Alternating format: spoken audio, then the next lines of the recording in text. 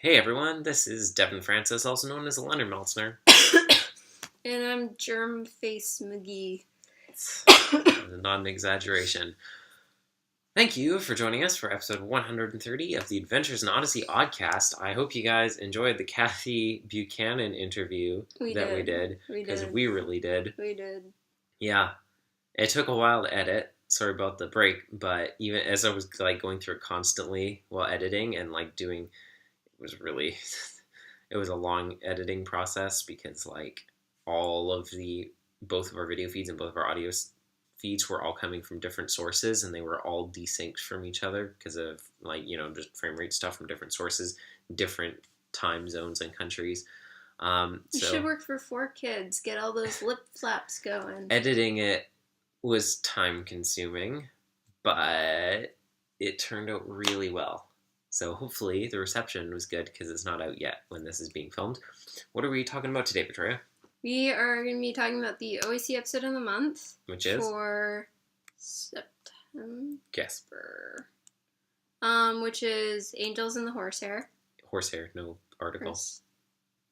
In Horsehair. Angels in Horsehair. They're tangled up. That's the subtitle. And opening day. This title... Angels and Horsehair. It was confusing when we first heard it. I thought it was going to be about baseball. Remember that? I thought Angels... At first when I heard Angels and Horsehair, I was like, oh yeah, that's like an expression or something, right? I've never heard that expression It's actually... I think what I was thinking of was confusing, there's a bajillion angels on the head of a pin or whatever. I think I was confusing a similar... kind of thing. I was like, oh yeah, it's an expression. It's something similar to that. That's not an expression. I was like, well, surely at least Angels and Horsehair. There's something that'll, after the episode, it'll make a lot more sense and be like, oh yeah, that's so clever and thought-provoking. There were horses, and I don't remember if they used the word angel. They might have. No, they said this phrase in the episode. Yeah, I remember that part, but it didn't make sense. They were saying that horses are so spiritually pure that they are angels, and they're like they're angels that wear horsehair, meaning that they're... Who wrote this episode, Dev? This episode was written by Phil Waller, episode 821. The title's weird, and other things that were weird, and we'll get to. So, top of the episode. Sorry, you're right. What happens? 821, Phil Waller, Angels and Horsehair, what happens? So in this episode, we go to the Riley farm, and Agnes is having some kids over. They never mention the Timothy Center, This is the Becky Center now. Yeah, so it probably closed down at some point. Audrey's family isn't mentioned. Aubrey, that's what I said. And anyway... So, Renee's in this episode too, so we have 2 Renee episodes in a row. I guess they're making up for lost time in the OIC. Yeah. So, there's 2 plots. One is Renee turned out to have been training to become a horse trainer when she was younger, but then she just got, mauled by a horse, so now she's scared of them. Not very long ago, too. It was only, 2 years ago or something. Yeah, and then she was like, I'll go into science then, I guess.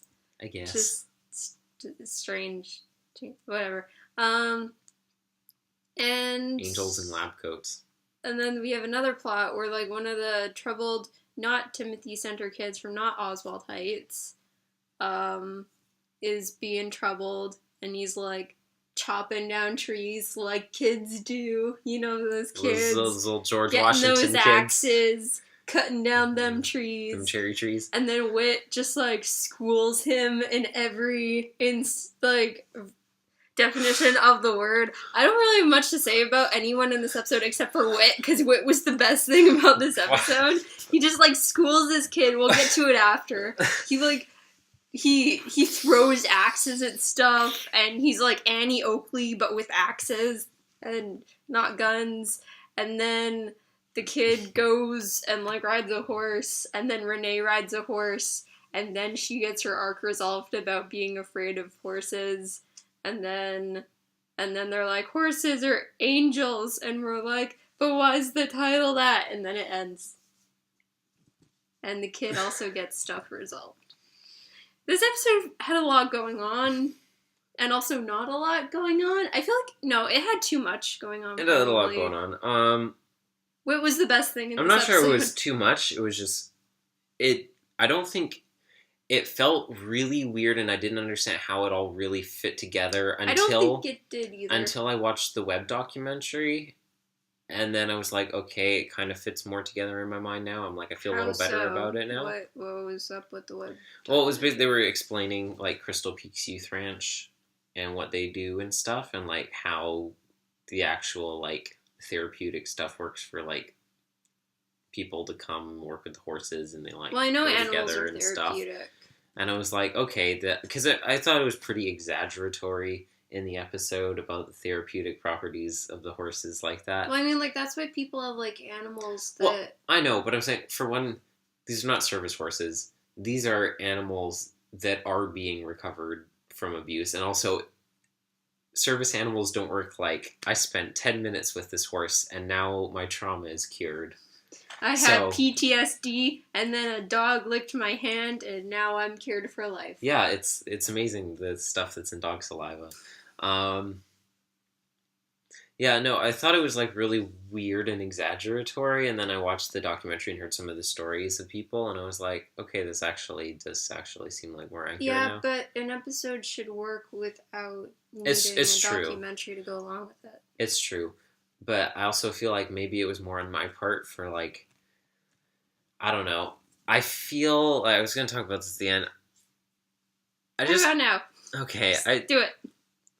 Down the bottom, I was like, I feel like I just don't get the whole, like, horse mania thing, and never really have, so I feel like that was maybe interfering with my appreciation here. Horses kind of freak me out. It's funny, because our mom used to own horses and ride them and stuff. We should have had Mom on for this review, because she was a genuine, like, horse girl TM through and through.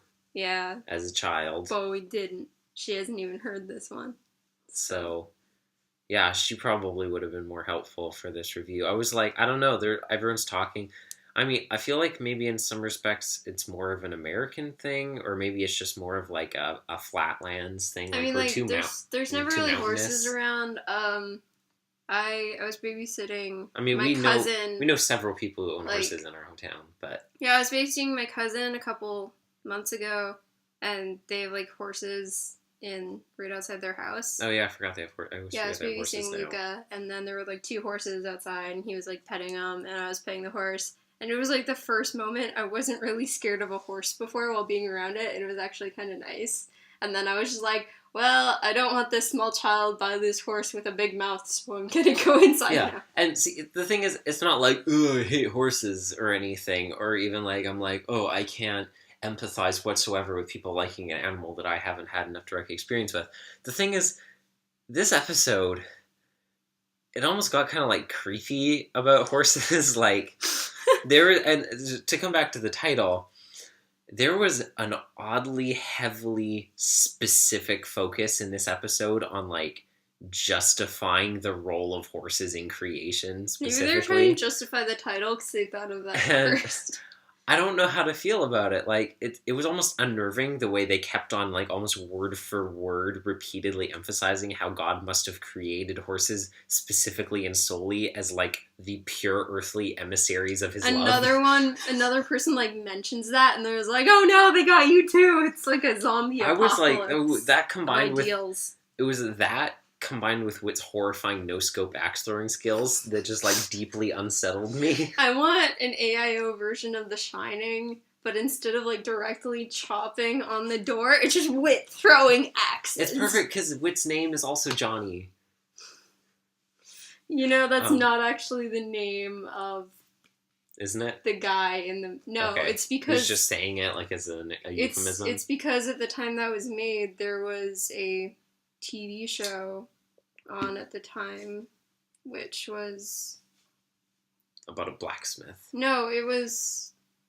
Oh, it was like Full House or something like that. All in the Family, one of those. It was kind of like one of those shows. It was just like a sitcom. I can't remember what it's called. And that was the catchphrase? You would recognize it. Here's Johnny. Well, yeah, like when he came home to his wife, he'd here's Johnny, just like, honey, I'm home. That's, but like that kind of thing. That's kind and then he says like something else in the book that it's based off of. But then Jack Nicholson was just like, I'm gonna say this because it's funny. And then Kubrick was just like, hey, I like that line, let's keep it in, even though I'm not really a big fan of improv, so that was good. Dude, that's like a really obnoxious way to introduce yourself upon entering your home every night. I'll look it up. You'll know the show. I mean, granted, that is now what I'm going to say every time I come in the door every evening. Just really loudly. Hey, here's Devin. But it's fair of you to think that Jack Nicholson's character's name was... No, wait, I think his name was... I know this. I'll look it up. Anyways. I know this. Yeah, so I've like... seen The Shining, I promise. Yeah, it's kind of weird to me. Like, even the title is asserting that horses are angels, like the weirdest version of Nephilim conspiracy theories that you've ever heard.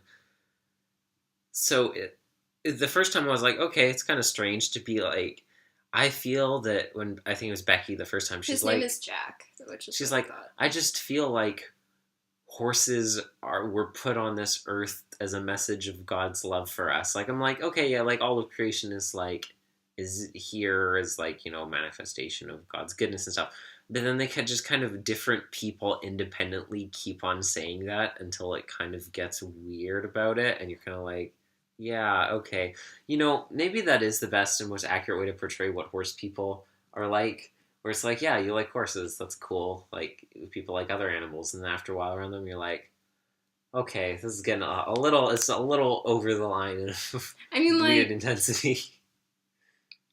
Dog lovers and cat lovers get weird too. Yeah, that's Every single fair. time I see a dog, I'm like, oh my gosh, and I drop everything. All of the cat owners at work have talked multiple times about how if their house was burning down, they would if the lab was burning down, I would save my cat before I saved any of you. You're like, it's like that scene in The Office when The Office is on fire. Yeah. Okay, It's funny because I was like shocked. There was this whole hilarious conversation at work. I was absolutely flabbergasted. I was like, I really hope Steph never brings her cat to work because heaven forbid there's a fire and she saves the cat while I burn to death inside. So the character from Shining is named Jack Torrance. You know Johnny Carson? Yes. So he hosted The Tonight Show, and that's correct. what he would say when he came on stage. Okay. That makes more sense. Yeah. I feel like there's I knew it was a show, but I couldn't remember what there's show. a I thought it was a sitcom vague recollection of that ringing in my head in terms of like the Alf crossover clip show with The Tonight Show. Alf is a weird show. That's good. It's a good show, except for the finale. It's a good show. The finale's terrible. So yeah, we'll devote another podcast just for talking about the finale of Alf because honestly, we have enough to say about the finale. I think we've already said all that podcast. in episodes of this podcast. Possibly. The finale's terrible. Okay, yeah, the horse thing, it's weird. People get weird about the horses. So, top of the episode, Becky Riley is in an AIOC episode, As I Live and Breathe. I got so excited. I double never thought I would see that so excited. One, she's not just going to be standoff like I thought. One-off. That's what I said. She's gonna stand off with Whit against his axe throwing Yeah, I was skills. gonna say it's a Mexican standoff, except they all have throwing axes. Yeah, she's not just like a one-off character, excluding the album 4 stuff. And then she's also in an OAC episode, which might not be a good sign, but it's not a bad sign. It's weird, for sure. Yeah, never thought. Like, but it's not like this can go in the regular show because Renee's in it. Imagine a couple years ago someone being like, an OAC episode with adult Becky Riley in it, and you would point and laugh hysterically until you threw up from laughter. Because that would never happen. I don't know if I would do that, but you might. I don't know. So, yeah, Renee... not a great history with animals. I'm like, so what I'm getting here, as soon as she starts, like, being really scared around the horses, I'm like, so what I'm getting here is that Renee has, like, the world's worst luck when it comes to animals, like, perma disadvantage on animal handling skill checks. Because between dogs and horses now, she's just running up a real bad track record in not a lot of episodes when it comes to these critters. Yeah. And she's like the only character in Odyssey who's just so bad around animals. She? I can't think of anyone who's worse with animals Victoria, on a regularly mentioned episode by episode basis. There's these characters animals called the Parkers. Oh, yeah. And they had some pets. Emphasis on the had. Never mind. The Parkers and Renee should not be allowed around animals. It is a bad idea. Yeah, so Aldo is there, and he's like chopping down the cherry tree, and Whit comes, and he's like, I swear I did not chop down this cherry tree. I cannot tell a lie, or however American history happened. The music suddenly gets like, Whit's like, I'm going to gamble with you. The music suddenly gets really intense. Like, they were gambling with something a lot more high stakes than Aldo's permission to chop or not chop a tree down. Like, I love how gambling is so Aldo went down to Georgia to challenge the Whit Devil to a fiddling I was gonna say contest. this is not Whit's property, but like a chunk of this is Whit's property now. Oh, that's true. So that's he's a good point. just like, if I lose this axe throwing contest, I give you permission to chop down every tree in the world. And I'm like, you might have a lot of power, Whit, but you don't have that much power. See, the thing is, Whit owns a certain percentage of the land, but they didn't decide which parts of the land he owns, and so Whit can choose at any point like which parts of the land he wants to claim. So he's like, I own these 3 trees over here and these 6 over here. And he's like, I will claim the exact number of like square centimeters that is the footprint of each tree in the orchard. He's like, oh, I have an idea. Every tree Aldo chops, I own the area around it. So he's just like, go chop all the trees down. Okay, yeah. So like Whit apparently mega proficient in axe throwing.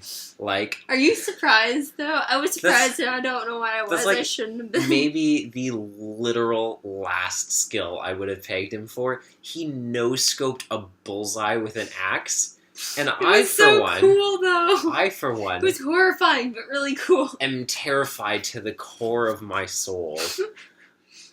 He conned this kid smoother than Buck has in his life. He picked him up and he bowled him flat. And they just kept on going. He, like, took his firstborn child and all of his, like, unexistent inheritance money.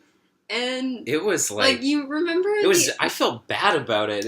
He just owned this kid so hard. And do you remember, like, the episode where Dion comes back and, like, there's that daydream where Buddy loses all of his rights? Literally what I was... But it actually happened. That's exactly what I was thinking when you said he sold his firstgborn child. I was exactly thinking of the leprechaun scene. And he's just like, you can no longer have pizza or fun again. I was going to say Aldo, like, bargained away his right to never not be pinched by Whit for the rest of his life. And then, like, Kermit shows up and you don't really understand why. And the not the Geico Gecko, sorry. He's not going to help you save 15% or more on car insurance in 15 minutes. So, yeah, it's like, I mean, obviously you could see it coming because Whit's like, oh, I'll make this wager with you as long as I can, like, no-scope just, like, fling around and throw this axe and hit the bullseye first try. And then Aldo gave one disadvantage, and Whit's just like, that's not fair. I'm like, yes, it is. As Whit was setting this up, I was like, this horrifying realization dawning on me that it's like, especially because he's too powerful. What do you think about Whit and his backstory? Can we just agree on that? Whit needs to be nerfed. He is way too OP. A little bit. You know that, like... Devs, please nerf Whit. One of those more recent episodes of Rick and Morty when he goes on, like, the plane and they inject him with that thing, which, like, kind of makes him not as smart so he won't be a threat. Yeah. Whit needs to get that, like, injected into him because he's too dangerous. That's why he's always ripping out his own IVs. He's worried someone's going to drug him and take him down a notch. Take him down to a human level. You can't take away my power. I will rule all of you. That's why he's scared they're going to take his blood again. It's like a Captain America, Agent Carter Season 1 thing, and his blood is super soldier serum. They're going to make super soldier serum out of Whit's blood. Oh my gosh, can you imagine, like, if they injected Eugene with Whit's blood? What horrifying, like, monstrosity that would create? Do you think it'd alter his appearance, like, considering they think that hearts from other people... I was about to say, we're getting into have a heart personality? territory here. What? We're Why on a does very Have a similar Heart wavelength here. has so much in common with this episode? It shouldn't. It doesn't make sense. You know what we're also not talking about very much? This episode. Yeah. So, anyways, yeah. When you think about Whit's backstory and the possible places that the skill could have originated from... Do you think he had axe throwing contest with Reggie? Because that'd be, like, the greatest thing. I'm like, because either it came from, like, he was a young boy in Scotland and it's like Highland Games, you know, sure, we like toss logs and we throw axes at targets, that's reasonable. Or he was a signalman in the Navy. He threw axes I got there. at people? He was a signalman. However, he was not the first in line, so he took out the competition? No, however, we know nothing about the role he played as a secret agent for the U.S. government. We know that later on in his career, he was a contractor for the DoD, in many different capacities, and yet we have the one throwaway line that he was an active agent. We don't really know anything else about that. Active agent. Yeah. That's what it said on his ID card. So now I have this horrifying picture of Whit being like an assassin who kills people with throwing hatchets in the spine. Secret of him style. Throwing hatchets are so different than throwing knives. They're so much harder to, like, throw accurately, and he just, like, no-scoped all of it, which is horrifying.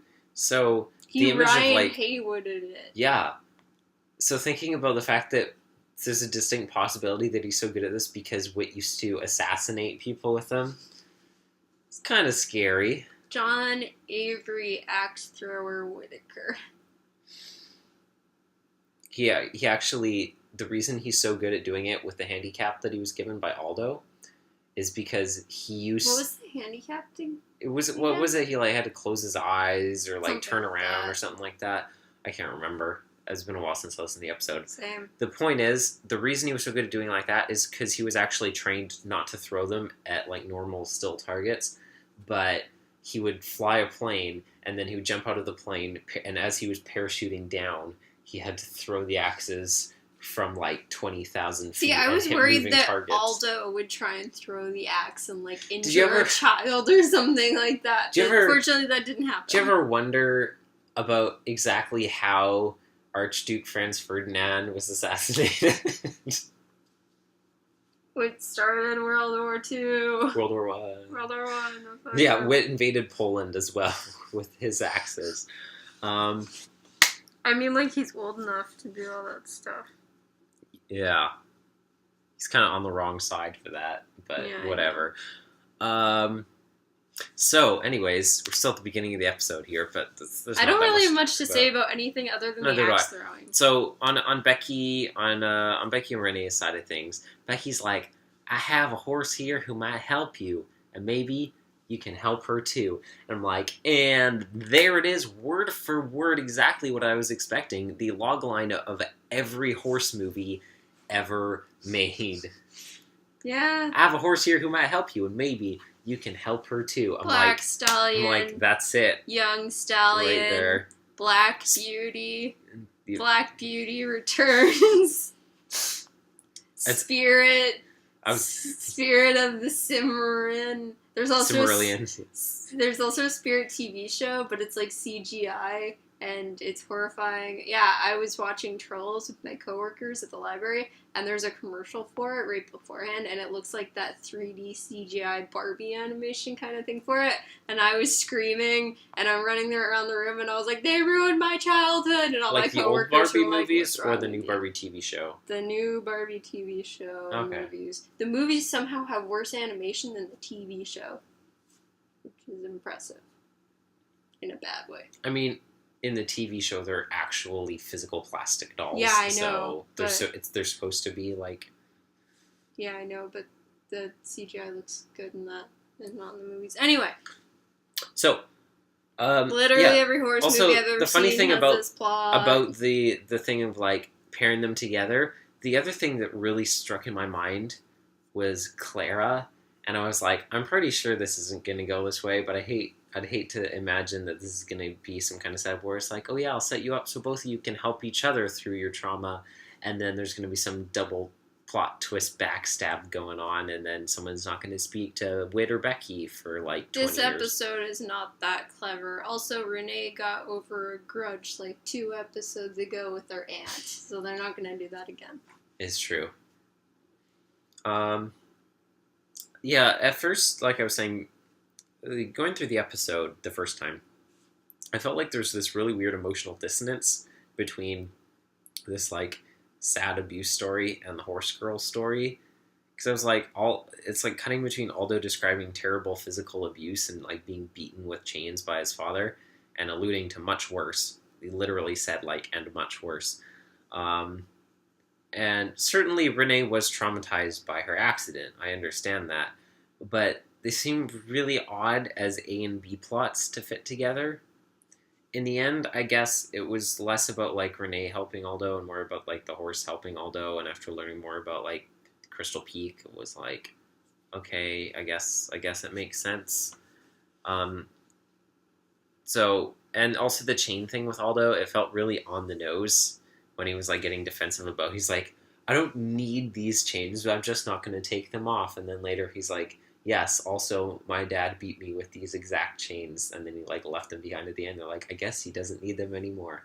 I was like, it's a little on the nose. I don't really have much to say about all that. Hot. It felt a little like, yeah. Axe. Motion with your hands. Yes. So the documentary, like that, as you can guess from the mildly awkward name drop in the episode is supporting Crystal Peak Youth Ranch, which rehabilitates abused horses and connects them with at-risk youth, which is certainly an interesting concept. And it was like, wow, they're actually talking about like these kids with like all sorts of really bad traumatic problems, and then like coming with the horses, and then like the amazing like strides in recovery that they had. Get it? Strides in recovery. Yeah, like the gum. Yeah, I didn't even rewrite that. That was just off the top of my brain box.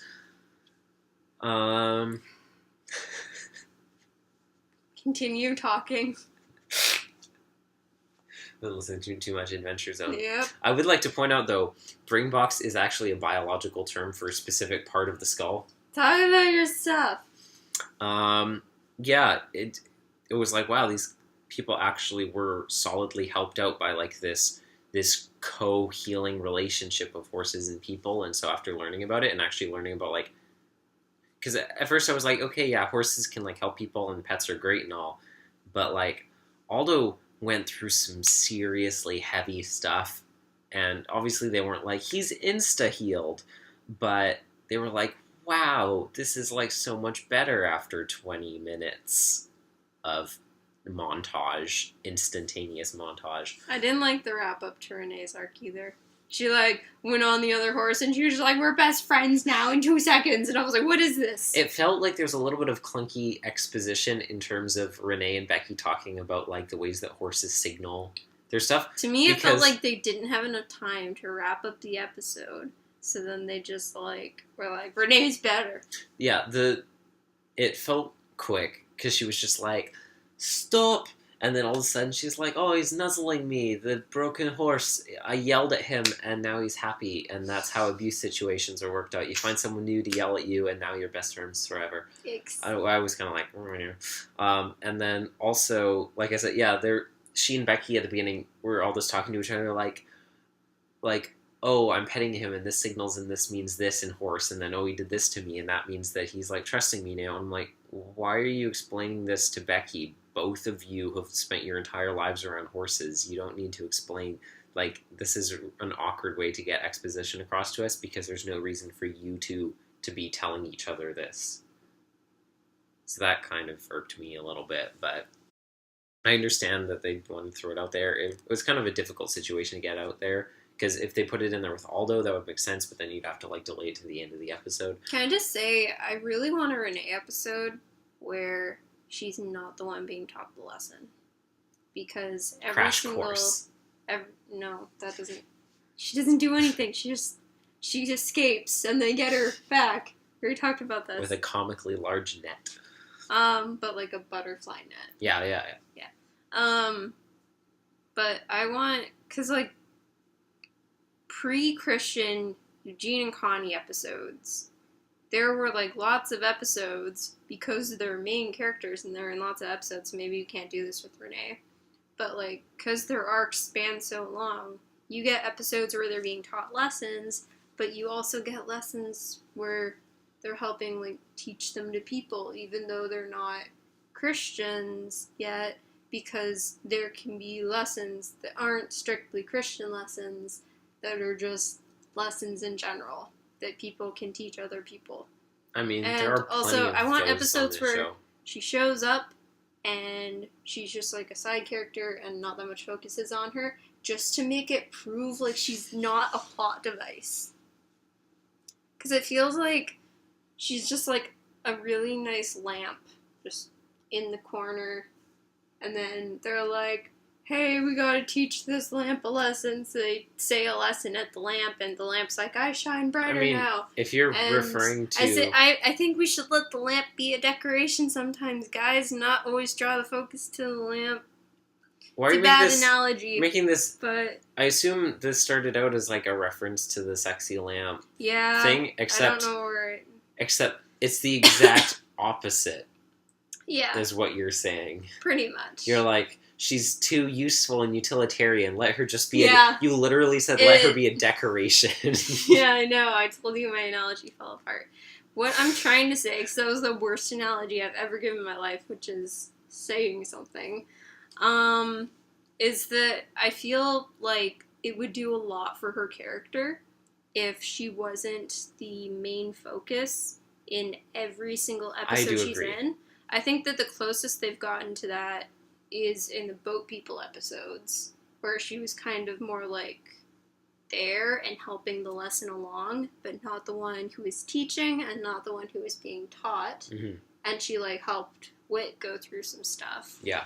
But she actually felt like a person in that, and not just like a vehicle for storylines and lessons to be delivered. It's like I want her to have like a more natural flow. It's like how it took Katrina so long to have any episodes, really, not any episode, but like any multiple episodes where she was a character who wasn't just like in relation to her relationship with Eugene. Yeah. Like the fundamentals is like the only, I think, early on Katrina episode where it's not really about her relationship with Eugene. She's just a character on her own. I'd agree with that. I'd say they come close. Or sorry, book by its cover. I said the fundamentals. They're on the same disc. They come close, but don't exactly succeed in the episodes where she gets fired from the library and starts working at Holstein's. But even then, Eugene is like a big part. He's a very big part of those that. episodes. Yes. And he's just like, "What about my needs?" That he is kind of a major part of that, because that's literally the episode where they like break up and I left Katrina and my laptop and Eugene, your eye is twitching. Calcium deficiency. Forgot about that stuff. Yeah, Never it's mind. kind of majorly about that. Never mind. I mean, it's a two-parter, to be fair, and they're kind of like semi-separate. Do you think I have a fair point about Renee? Yes.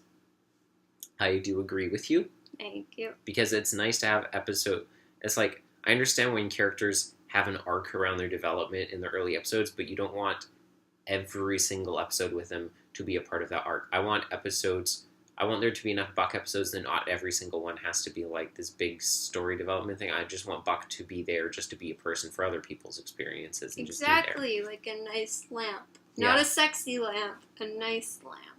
An adorable lamp. An adorable lamp, which adds atmosphere to the room and could sometimes be a conversation piece or something like that. Something that helps the flow of life along. Yeah. It fell apart. No one should be a lamp. So I'm just gonna leave the podcast forever. Turn off the alarm on your phone. No. Well, it's gonna go off in a couple minutes. I know. Back to the documentary. Bob talks to a lady who works at one of the ranches, because apparently there's like a gazillion of these ranches, about how she came to be involved with what they do. We see a horse being trained by that same lady, Amy. It shows like the psychology of training techniques, and how they like incite certain movements in the horses, giving and letting off pressure and stuff like that. The club funds for this month, September, brought $5,000 to Crystal Peaks for playground equipment for visitors and volunteers. And Phoebe from this episode, you think Victoria, who's still here? I don't remember who Phoebe is. She was like the horse who was all skittish and scared that Renee started off with. You think that the pilot was morbid? Admittedly, this is the web documentary where they're talking about it, but they're like, Phoebe was a real Crystal Peaks rescue horse, rescued from one of the worst situations we've ever pulled a horse from, or I think they might have said the worst. It's said here on this AIOO page, on this Adventures in Odyssey page, that she was from a backyard breeding program with more than 300 starving, emaciated, or dead horses when they found her, and there were also wild dogs living and breeding among the mess, starving and eating the carcasses of the horses. That's what it said. What does emaciated mean? Like, so starving that they're all, like, pulled in. Like, you can see their bones, like, all jabbing out because they're, like, shrink wrap thin. I was like, yikes. Like, it literally talked about, like, the dogs feeding on the dead carcasses of the horses. It even used the word carcass. I was like, wow, that's a thing. They sure put that in there with words on this page. Mommy, what does eviscerating a carcass mean? Oh, and the stuff I'm talking about the horses. Literally, the first discussion question is literally, and I quote, "How do you feel about horses?" End quote, which is just funny to me on a deep spiritual level that I cannot begin to describe with words. That the first discussion question is, "How do you feel about horses?"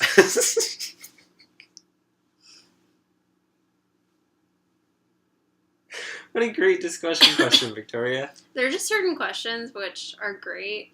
One of the greatest questions I've ever come across, I have to answer. It's like Griffin's dentist application. Was for school. What in level home of ec fear class. do you feel regarding this? A reasonably moderate amount of fear. Has a level changed? You asking me if I want to keep all of my teeth increases that fear level to maximum. But in foods class in high school, at one point, we had to like do all these sheets and answer questions. There was one question, it was my favorite. Me and my friends, we just didn't know how to answer it in any way. The question was, what are snacks? And we all just sat there for like 20 minutes, just like baffled, and we're like, we don't know what to write for this. What are birds? We had to look it up in like a textbook because we didn't understand what she wanted from us. Because we knew we weren't supposed to like list snacks. We were supposed to like define the concept of snacks, and we're just like, what is this? What are birds? We just don't know. What are frogs? But what would you say? What are snacks? We're not going to get into how to define food items because that's the most rabbit hole question on the entire internet, exactly. Victoria. What I do want to talk about is how, as with every single month, the WebQuest here has art scrapbook stuff from fans sent in.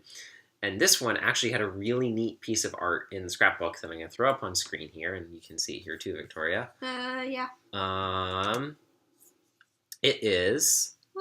Because we're talking about animals here, it is some pets throughout the history of AIO. Not all of them, of course. But there's actually some quite obscure ones on here. Let me say who they all are. Yeah. I accidentally saw the first couple in your thing. So we have Sasha, who's Blackgaard's cat. Cheddar, Tom's five-legged cat that we learn... Dog, that's my one. That we learn about. Lisa... Is the only one I had to look up. I had no idea. We'll go back to that. I don't know who that is. Crackers is Mandy's fish. Mm-hmm. Fluffy Face is Mandy's cat. Mm-hmm. Kitty's Connie's dog. Mm-hmm. Ferguson is from an episode where he's... No, wait. Ferguson. Donna's cat. No. What's their name? It's the name of an episode. Episode 50. We did it for our 50th episode. No, I know it. My brain... Karen. Yes. Ferguson is Karen's cat.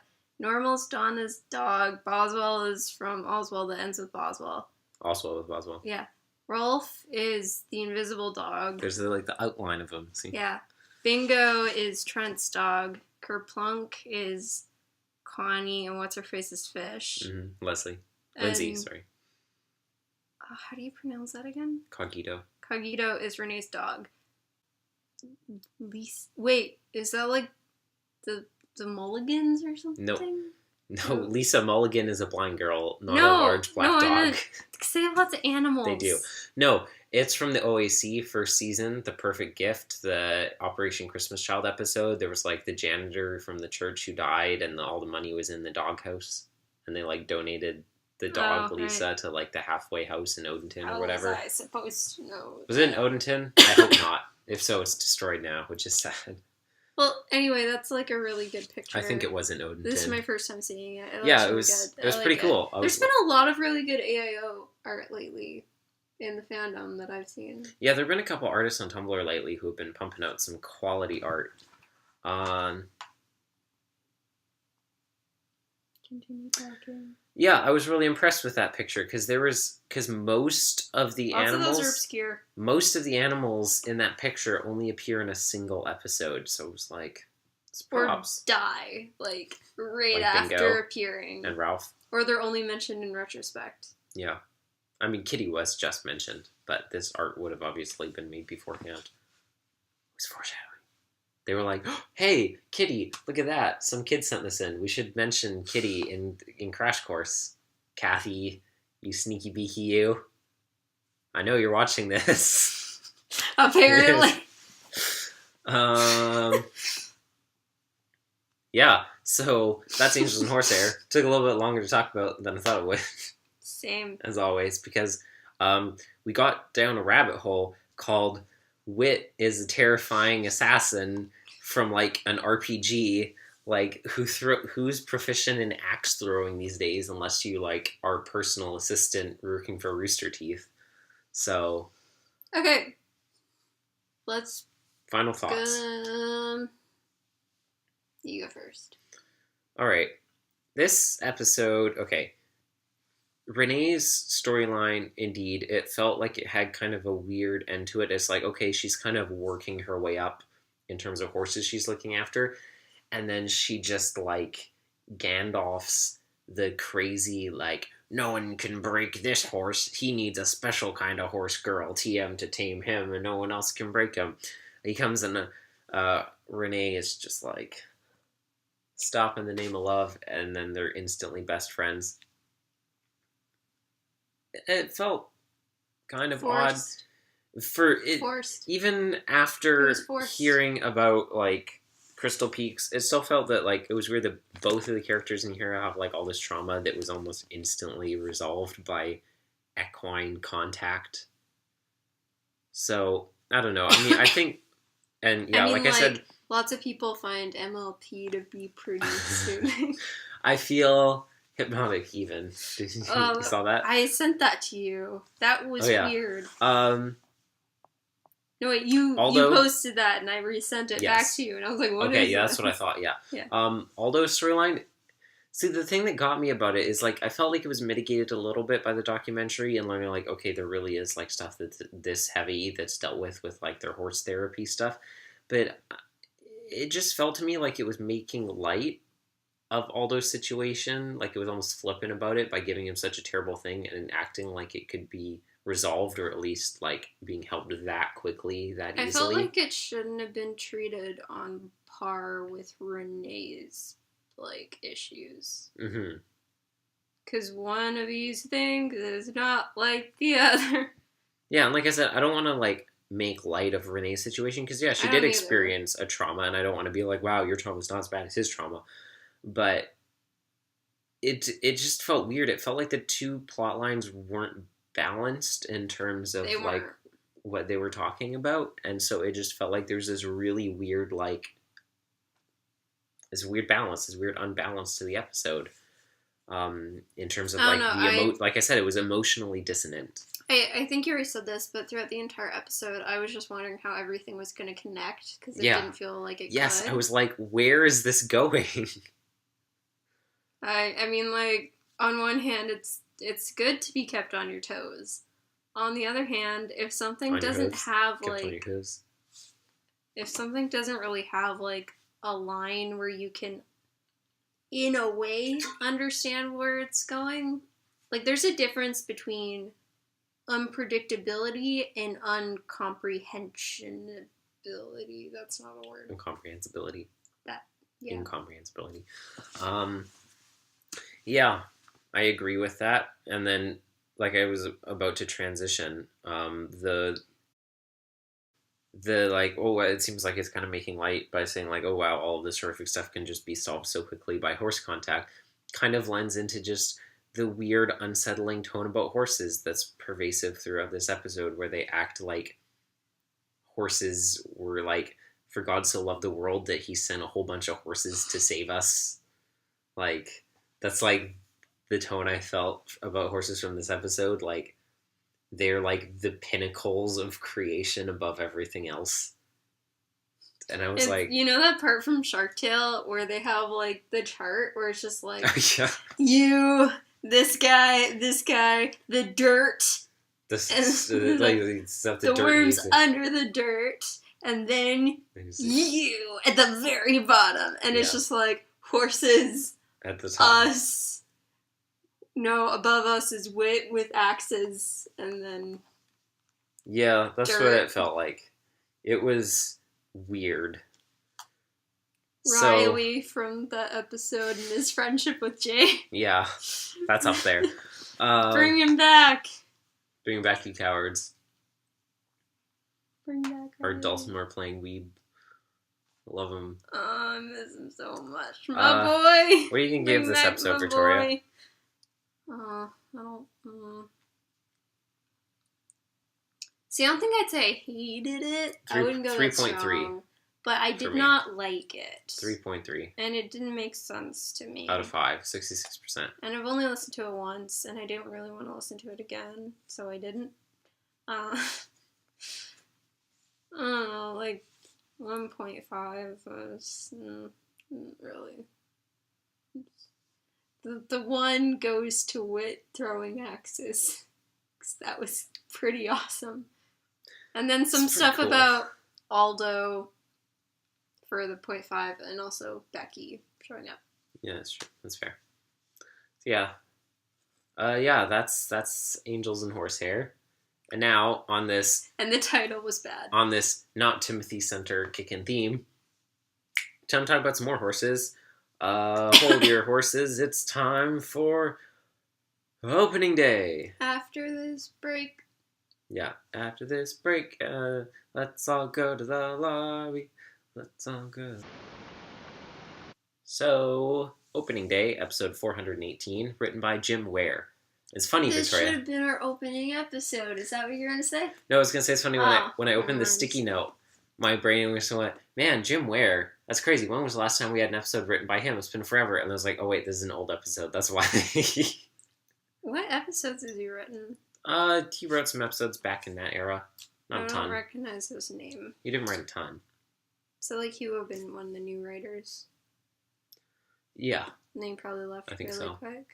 I guess. Okay, so opening day. This episode introduces a beloved family to Odyssey. I'm trying to remember the last name. Well, it's my turn to duck out in shame.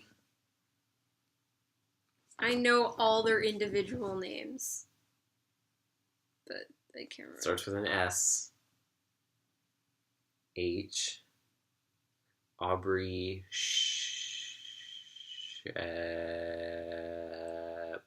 Shepherd. There we go. Connie's quick. Yeah, the Shepherds. That's Shepherds. What they're called, This Victoria. is the first episode that is of the newly opened Timothy Center. And so Tom's there and Connie's there and the Shepherds are introduced. And I really, really love Audrey's plot with, like, her dad This is the getting third backstory. time in a row you've called her Audrey. Aubrey, I'm sick. Give me a break. No, because Also, I've done that in the past. Because the last time, the first of these 3 times in a row was like 2 episodes ago, and you weren't sick at the time. So no break for you. You're just wrong. That's so mean. Anyway, so I really like the plot between Aubrey, Ben, and Tom. Right off the bat, we get some backstory from Ben, which is cool because we never really get backstory from him again. I guess their parents show up in Pollux and Poetry. But are those Anne's parents or Ben's parents? I believe they're Anne's. Yeah. So I think we get a mention of Ben's parents though, like really quick. So we get some backstory for both parents, which doesn't always happen. And that's cool. And is her name Helen? It's not Anne. I thought I remembered it. Ellen. Sorry. No, H. So you didn't remember the last name, and you remembered half of their first names. As I was saying, Anne it's Anne Jacobs. It's the Jacobs mom is named Anne on the Shepherds. So, what happens in this episode, Victoria? This dad is played by Jellyfish. Yep. So in this episode, a new family comes to Odyssey, and they're supposed to be going to a retreat at the Timothy Center. This retreat is canceled, and they're the only ones that show up, which I think is kind of surprising that at least, like, one other group of people didn't show up. Well, I guess everyone else got the message. I don't know. I don't know why they didn't. I guess because they were traveling. Yeah, but you'd think everyone else was. Anyway, maybe everyone else on cell phones. They're new Christians, but Aubrey isn't a Christian, and she's like going through that teenage phase that the media likes to pretend every single teenager goes through, but most she's a millennial, Victoria. That's how it works. She's not a millennial, though. She is. She is? Obviously. Oh, okay. She was, because she was like 10 years old in like 1999, 2000. Oh, okay. Yeah. Well, I can never remember what years episodes were written in, so I just don't. Anyway, so then 99, I think. The shepherds try and like help her out around the center until it can open, and along the way they're like, "Hey, this place is pretty cool." They weren't helpful. helping out around the center. They were just touring around. They did help though, because Ben fixed Timmy's cabin. 15 years ago, yes. Anyway, so they do stuff, and then Aubrey hitchhikes to Whit's End, and then everyone freaks out because they're like, "We should have watched the child that's rebellious. Why didn't we think to do that?" Which is entirely correct. This is on you, Connie. And, then Whit brings Aubrey back, and then the shepherds are like, "We've learned a lesson, let's live here in Odyssey." And Aubrey's voice actor is like, "I'll be in a couple more episodes, and then I'll disappear forever. And then I'll reappear for one episode, and then I'll disappear again." Okay, chronologically, because there's like, it's the first voice actor, and then there's one episode where it's the new one, and then it goes back to the old one for a half episode, and then it goes back to the new one forever. Chronologically, are those reversed episodes? Because that would make way more sense. Maybe in terms of recording. Until I went over the guide for this, I had absolutely no idea that there was a different voice actress for Aubrey besides Danielle Judovitz. You didn't know there were two voice actors? We've talked about this before. I don't remember that ever. I mean, obviously I knew because I've read the guide. I can name the episodes where old Aubrey's voice actor is. Are you sure you can? Because you could only remember Bethany. Like, you could only remember 2 of their names. Yes. And not their last name. Pollux and Poetry is one of the first episodes with the newer Aubrey voice actress. It might even be the first one where she voices her.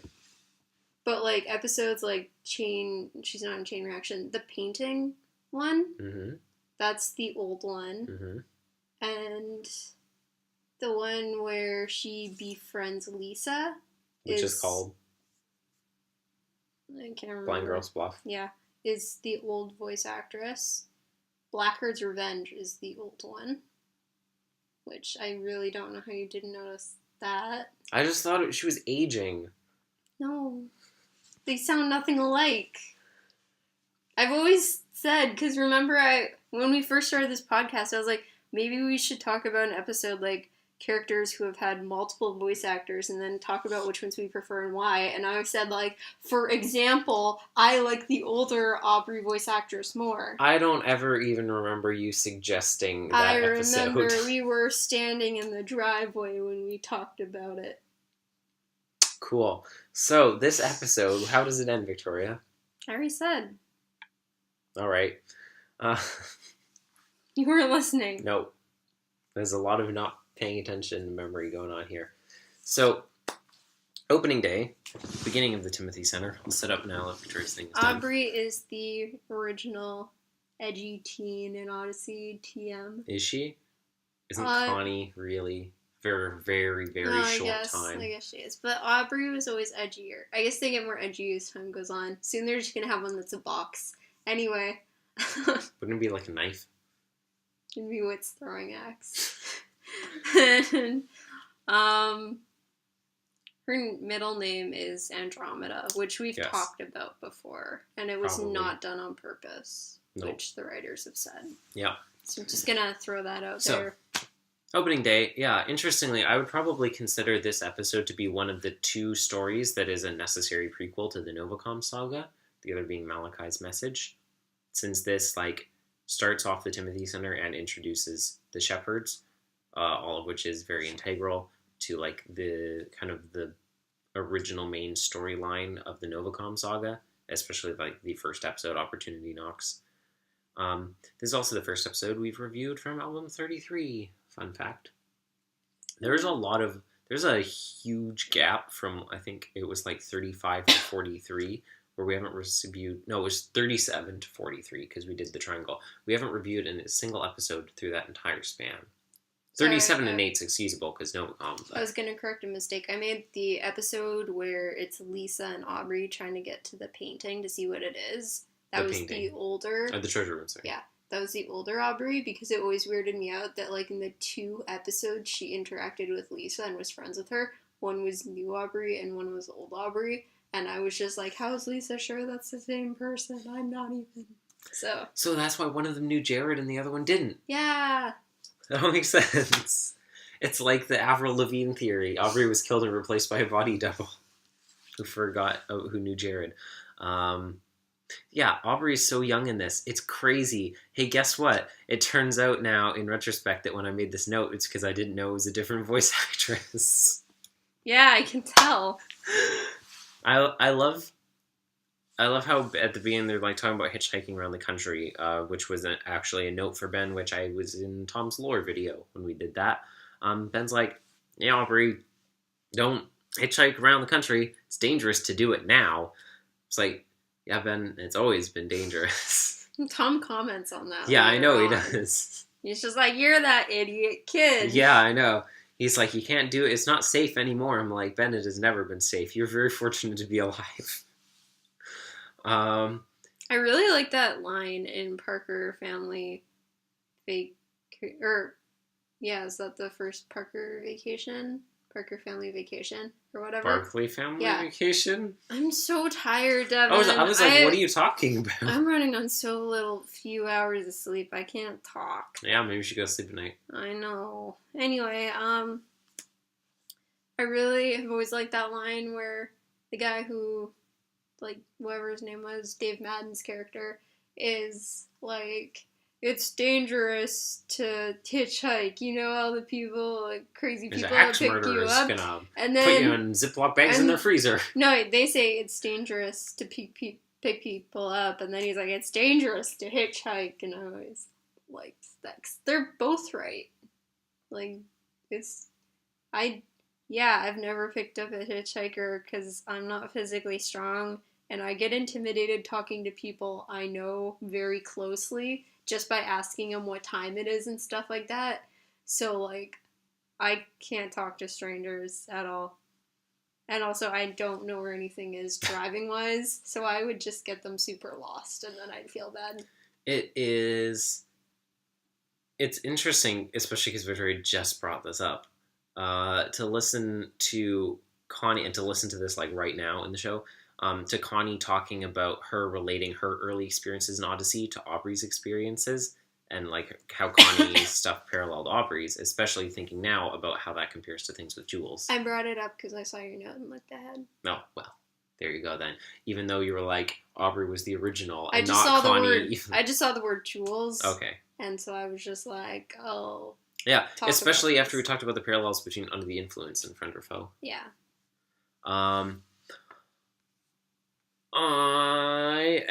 You brought this up, I'm one of the people who was always confused over whether there was meant to be a connection between Andromeda Incorporated Me on too. Aubrey, given her middle name. Like, it doesn't seem like there should be, but I couldn't tell if they're trying to, like, smush, like, when Edgeways, like... No, the writers have talked about it before. More of an Easter egg than, like, an intentional, like, plot important thing, but then, of course, yeah, it's in the notes, and I'm like, no, it was a complete coincidence. I mean, oops, coincidences don't exist.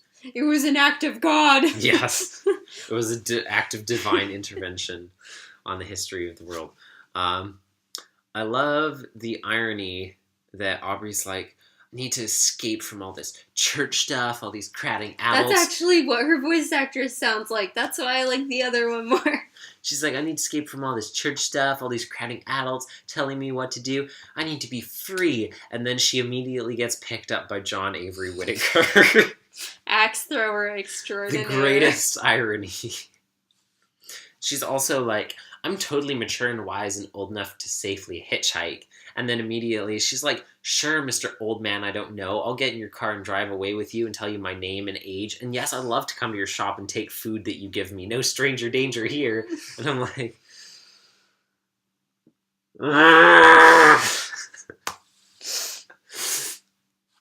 Honestly, I'm kind of impressed by Whit in this episode and his restraint. I think he has, like, a meter or something like that, like a machine, which just, like, tells him the direction of troubled teens, kids in distress. And he just follows it. I'm impressed by his restraint in not immediately calling the police or Tom, but, like, handling... You want to see, he does kind of treat Aubrey as an adult, and he gives her, like, agency and what to do. He gives her guidance with the poem and such, but then he just kind of lets her on her way and trusts that she'll, you know, figure it out. And she was never seen again. Man, that would be embarrassing. It would. And Tom comes, he's like, this girl named Aubrey Andromeda Shepherd. Yeah, she came away. Like, ooh. And then she was killed by, like, someone who picked her up when she was hitchhiking and was like... Yeah, but it was a different person. Well, that's what I mean, yeah. Well, no, like, she went hitchhiking again, and then she died, and was like... Yeah, Whit was ready to just let the 12-year-old girl just walk right back out, and then she came back, and she decided to call her family. I do like how Whit... I like how Whit and Connie both have this thing, especially the way Connie words it.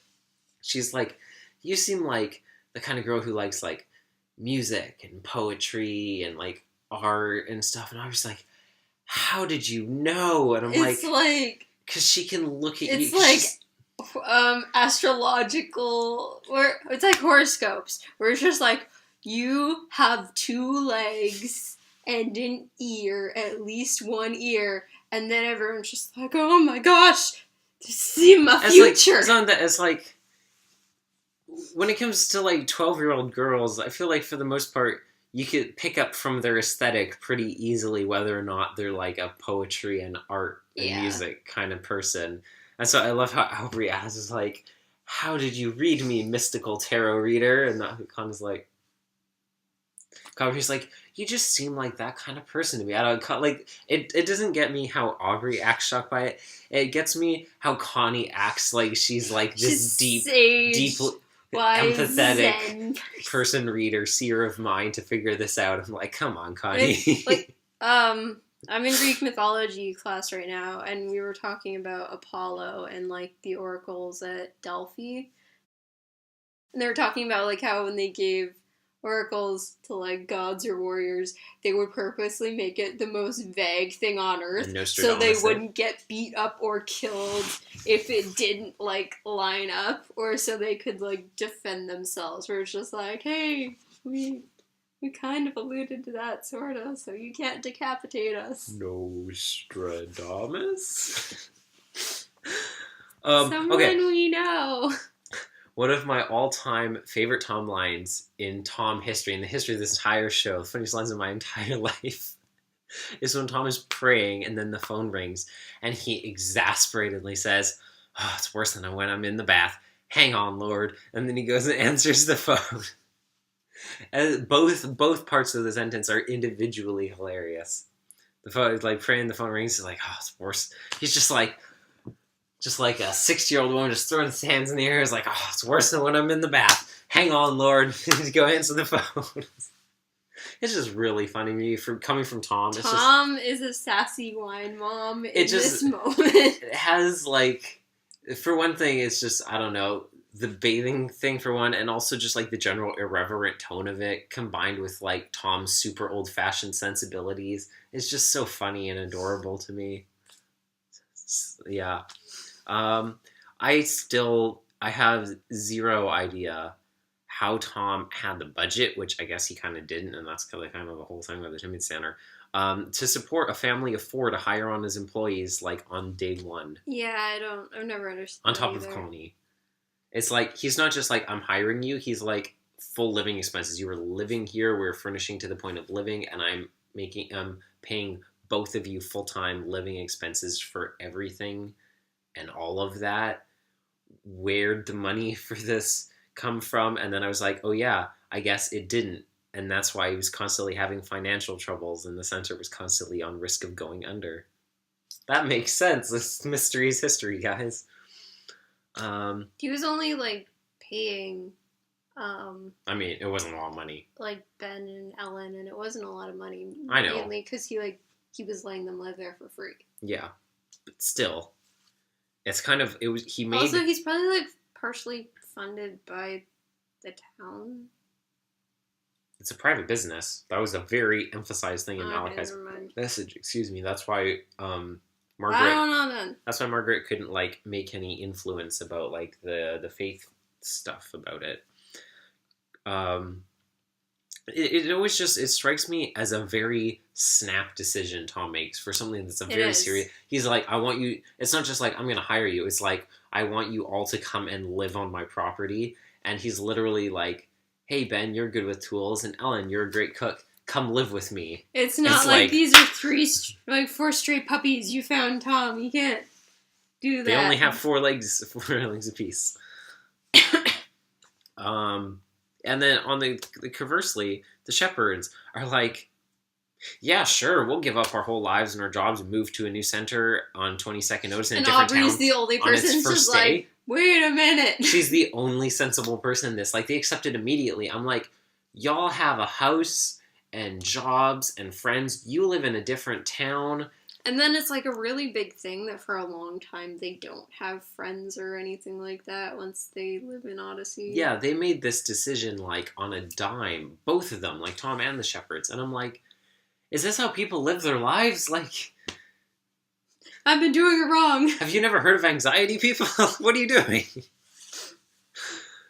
Oh boy. The guide thing. You can read it. Actually, I'll break into a coughing fit. All right. Opening day for the shepherds. Opening day was the first episode to describe the new Timothy Center, including the chapel, dormitories, cabins, and stable. The Timothy Center, introduced in Malachi's message. I hate how it autocorrected because Timothy Center is apparently spelled C-E-N-T-E-R, like the gross American way. And sometimes I spell both ways. Introduced in Malachi's message was an idea that we thought would lead to new and different stories for characters Tom Riley and Connie, who doesn't get a last name. Unfortunately, we never got to use it as much as we hoped. The episode also introduced the Shepherd family, Ben, Anne, Audrey, and Bethany. Writer Jim Ware mapped out detailed... You got it wrong too, you agreed with me. Writer Jim Ware mapped out detailed backstories for all 4 characters, plus 2 older shepherd children. Very little of this backstory has ever been told. Did you remember that? No. Because I didn't. I sure didn't. That's very mysterious. Especially since you were talking about Ben's backstory that we never hear about. Yeah, apparently they all had older... I was talking about Ellen's more, but we do get stuff. Apparently, like, and Ben having her parents appear isn't really backstory. No, but they like looked at the pictures and they're like, remember when she had shampoo in her hair? I wouldn't really. Yeah, those are like anecdotes, not backstory. What was her job before this? Don't they say? Do they? They might. I don't remember. But that's my point. She's a mom. That's her job. So, That's how it works, There's detailed backstory for all of them. They had 2 other kids, Victoria. Yeah, but they who don't obviously were actually scrapped. exist. Yeah, obviously they scrapped them. It's not like, oh, they still have 2 kids who were never mentioned. They were disowned. Yeah. Aubrey was the good kid, surprisingly. The older kids went off to college, and yet when Aubrey went off, it had been so long since then, they completely forgot how to be empty nesters, semi-empty nesters, and do the sending your kid off to child again. They forgot they had 2 older kids. Yeah, that's what happened. Anyway, sorry. Fans often ask if Aubrey's middle name, Andromeda, is connected with the company that owns Novacom. Yeah, I brought this up, Victoria. I know. Andromeda Enterprises. I said Andromeda Incorporated earlier. Oops. To answer is that we hadn't even brainstormed the Novacom saga when opening day was written. We forgot that Andromeda was Aubrey's middle name until someone pointed it out later, so Aubrey's middle name is certainly unusual but unrelated to Novacom. Likely story. Final thoughts on this episode. I really like this episode, and I love all the shepherds, and I really miss them. I wish I always was in their last episode. It should have been called Never. I think you've made that joke before. It's so funny. No, I haven't. But they disappear in a very reminiscent way, in my opinion, to the Strasbergs? Yeah, the Strasbergs.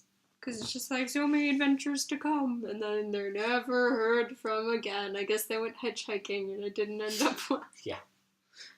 Ben was like, it's safer now, right? Yeah. And they went on their way to see Aubrey.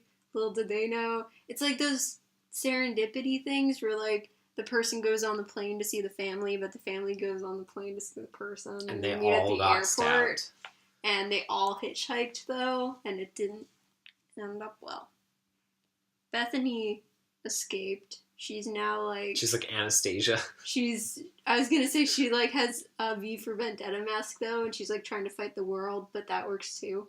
Yeah, either way, same thing, right? Either way, she lives. So, final thoughts. I really like this episode. I'm gonna give it a crisp 4 out of 5. 4.5 out of 5 is what I meant. Anything? I don't know what I'm taking the 0.5 off for, but I feel like it probably shouldn't get a 5. No. So. Do you want to talk any more about your summary? Honestly, I'm just going to keep on coughing. If I keep on talking, I don't really have much to say other than I like this episode in general. Opening day, Whit's goodness, too. Even never really stood out to me as, like, this, like, crazy, impactful episode. I don't know. I think it's a strong start, and I like the stuff with Ben and Tom's relationship in the past. I've always thought about it as like a pretty average episode, probably just because I'm so deeply unsettled by horses, so I have like a deep bias against episodes that have them. No, you're not. That's what people are going to say in the comments after the first one. Yeah, I'm just such a horse hater. Oh, horser. That doesn't horsist. work. That's not how it works. You don't name the group of people an addist.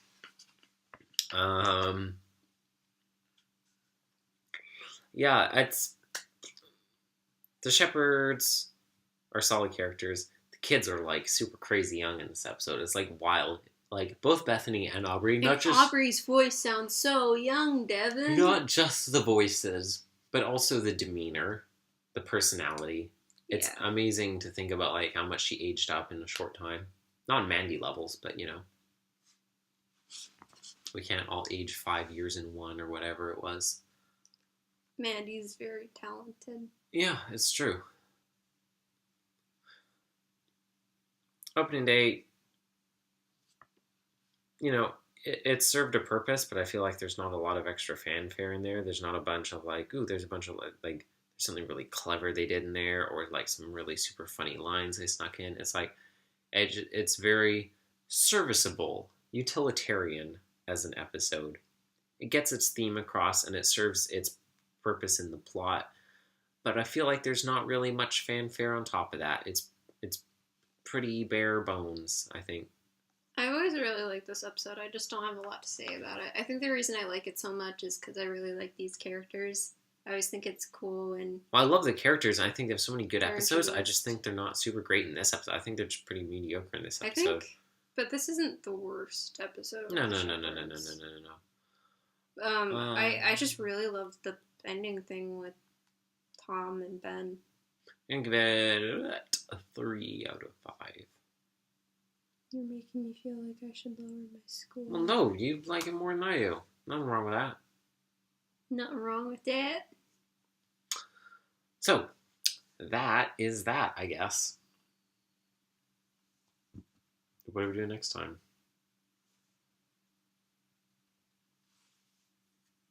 I told you specifically. A book? Mm-hmm. Blackgaard? Oh, yeah. Oh, I have to read it then, I guess. told you about this an hour ago before we started filming. I don't remember any of that conversation. Yes.